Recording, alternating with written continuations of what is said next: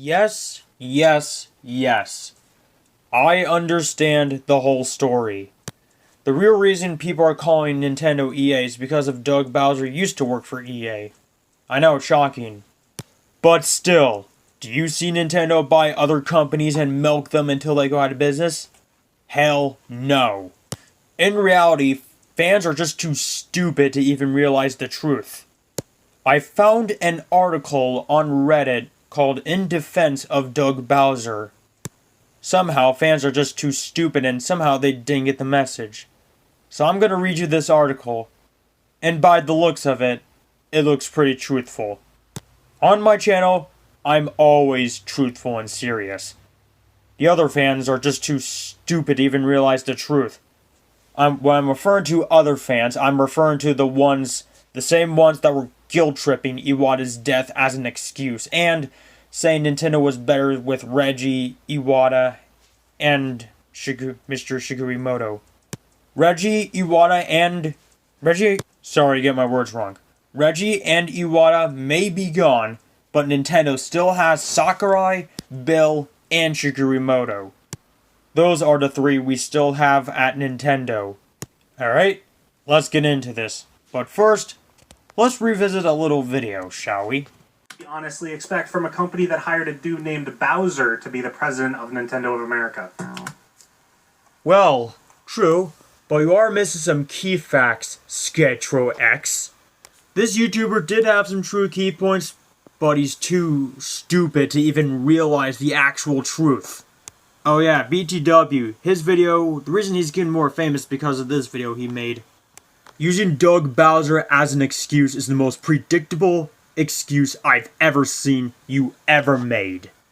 So here is the article I found on Reddit. This was posted 2 years ago, and by the looks of it, the comments already appeared 2 years later, and I looked up new, and still nothing.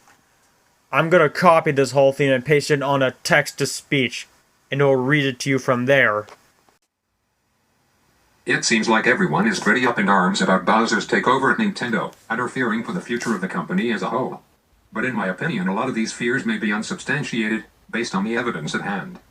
Firstly, Doug did work at EA, and the fears and worries that come with that are natural, but recognizing what his position was and when he worked at EA is important. As far as I can find, Doug Bowser worked in sales and marketing in EA's executive department until 2015, at which point he joined Nintendo as the vice president of sales. That means a couple things. First, that Doug's last direct influences would likely have been on games released in 2016, notably Unravel and Mirror's Edge Catalyst. Now, if Doug has had influence on Nintendo over the last 4 years he has been in the company, then, well, it seems like it has been a positive one. It's easy to forget, but not long ago, Nintendo was kind of floundering with the Wii U, and people were worried that the company might fall. Now, while I can't say how Doug handled himself during that console era, I can say that in these 4 years that he has been active in the company, Nintendo has bounced back, and hard. Their marketing has been consistently strong, and their progress since the Switch's release has been equally so. If Doug has been affecting Nintendo, he has done so for the better. Another concern people have is that he doesn't really represent the interest of gamers, instead but mainly of executives, but given his personal history that doesn't show, because Doug is a gamer. Doug has gone on record as having 100% on Super Mario Odyssey, and he has expressed his focus is to bring smiles to as many people as possible. Some of this may just be executive talk, but given that he is one who recognizes the joy of gaming, I'm willing to take him at face value. Lastly, Bowser has been mentored by Reggie over his last 4 years, and in essence has been trained by the best to take this position. If our biggest worry is that Reggie is being taken out by a villain, well, it's more like Little Mac decided to take some time to mentor the next generation heavyweight.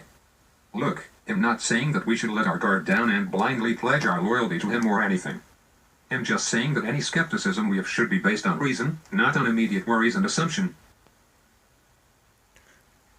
Facts right there. Truthful facts right there. Okay, look, hear me out. That CEO may not be your cup of tea, but he is the same one that helped Nintendo fix their shit up so they can proceed. I understand the Wii U was awesome by its own, but it also almost made the company fall.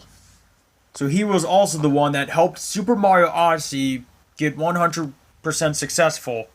And like that article said, his aim is to bring smiles to faces, including mine. Look how he succeeded.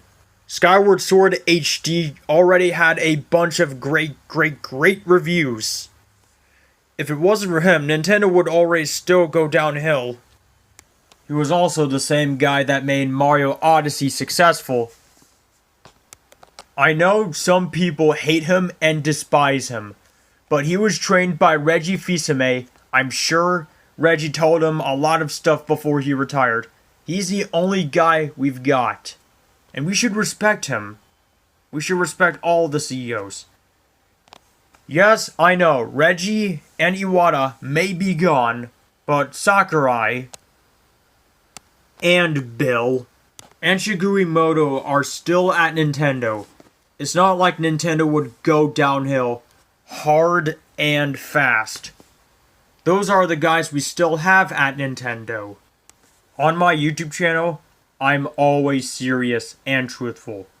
The outside fans need to learn the truth and get their facts straight. They can't just use him as an excuse saying that's why Nintendo is bad.